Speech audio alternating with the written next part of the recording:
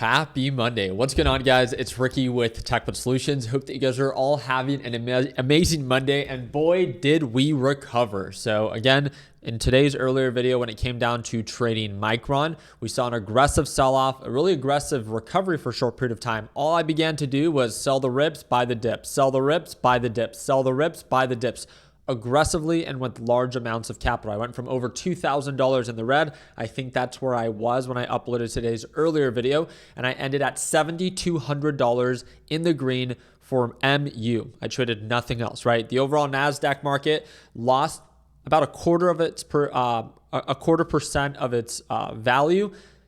That's not really the big issue, is that it was up 1.5% during the pre-market session. What exactly is going on? What is driving markets lower? And no, I'm not going to be talking about the Iran news. There's three things that I quickly want to highlight. Let's go ahead and jump right into it. $1 trillion has been wiped from the US market in the last 2 hours after Iran says that it's not holding any peace talks. But supposedly, Trump is taking all over Truth Social and saying that, hey, we are set to meet with Iran. They seem to be very open and they're begging for a deal. I don't know who to believe. Obviously, we know Trump loves to bluff, but am I really going to try to believe Iran? No.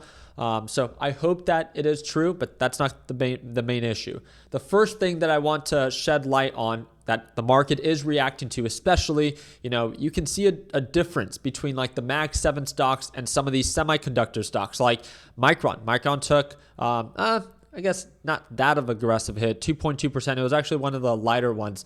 The one that I really wanted to pull up right here was SanDisk. Let me go ahead and see where it ended the day. I think at one point it was down 14%, ended up at 11% on the day. So $1 trillion has been wiped from the U.S. market in the last 3 hours, and 50% of that came from 6 memory stocks. U.S. memory stocks are crashing on the news that China has begun producing its own DUV chip making machine. Investors worry that China can build more chip factories on its own, adding supply and pushing memory chip prices down. Again, if they come in to shock the market with an oversupply, especially right now that Nvidia and a lot of these leading chip manufacturers pretty much run this entire space with huge and healthy margins. That's why so many of them are not only just aggressively growing quarter after quarter, but they have such healthy margins that it really does make a difference, right?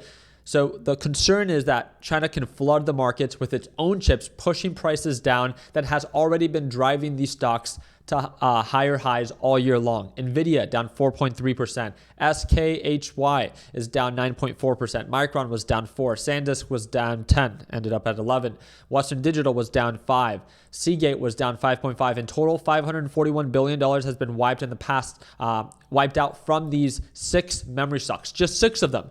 Half of the $1 trillion that we were talking about came from just these. Really, it's Nvidia. Nvidia is one of the most valuable companies that's publicly traded. It took a hit today, 5%. That is why markets were so incredibly weak. Again, do you want to play the role of buy when there's fear in the market and then sell when markets are greedy? Or is there more downturn? Like, it's much easier said than done, but now you're in the thick of it. Now you can kind of understand of like, okay, well, now I get why it's not so easy. Now, a month from now, we might look back and be like, look, we should have just bought the dip. Or what if markets aggressively continue to sell off even further, right? Let's update you guys on this. Nvidia's credit risk jumps. The cost of insuring Nvidia's debt just surged to records after reports say that the company is discussing more than $750 billion in AI infrastructure financing tied to OpenAI. Investors are growing concerned about Nvidia's expanding financial commitment, with analysts warning complex financial structures could increase risk credits. Again, it's this whole loop that Michael Burry continues to talk about. It's why he has such an aggressive short on the semiconductor sector. He doesn't believe in it. He thinks that it's a loop between all of these very valuable companies that are just funneling money among one another. Now, again, this is what was fueling a lot of this hype. But now there's 2 shocks. Are they being too aggressive and just funneling money among one another? And on top of that, what if there's the supply shock of China's new chips? Again, much easier said than done. We could just buy the dip, cross our fingers, obviously not use leverage, and put ourselves in a position in which we can tolerate the time that it might take for these stocks to recover.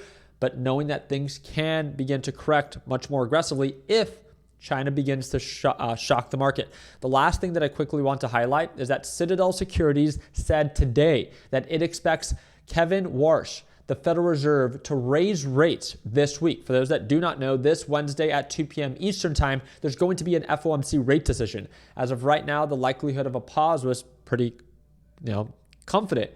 But now they're presenting the idea that they might be raising rates. This would shock the market. Raising rates would make it more expensive for people like you and I and businesses to borrow money, therefore making it more expensive, slowing down the economy. The big concern right now has been not just the unemployment rate, not just the labor market, but also rising oil prices. That will be a big direct contributor to our rising rate of inflation. And the last thing that I quickly want to share is that Meta has declined 8 straight days in a row. It's its longest losing streak in history.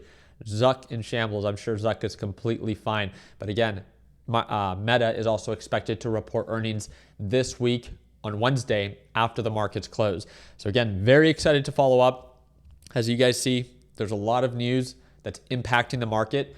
Do your own due diligence. Don't be freaking lazy and actually dive a little bit deeper. Learn a little bit more about what China's doing. Learn a little bit more about this credit risk when it comes down to Nvidia, just to inform yourself, not to scare yourself. But if we understand what is shocking the market, let's learn more to understand if this is something that you actually want to wait out for it to sell off maybe even further, or maybe it doesn't concern you and you do want to buy the dip, right?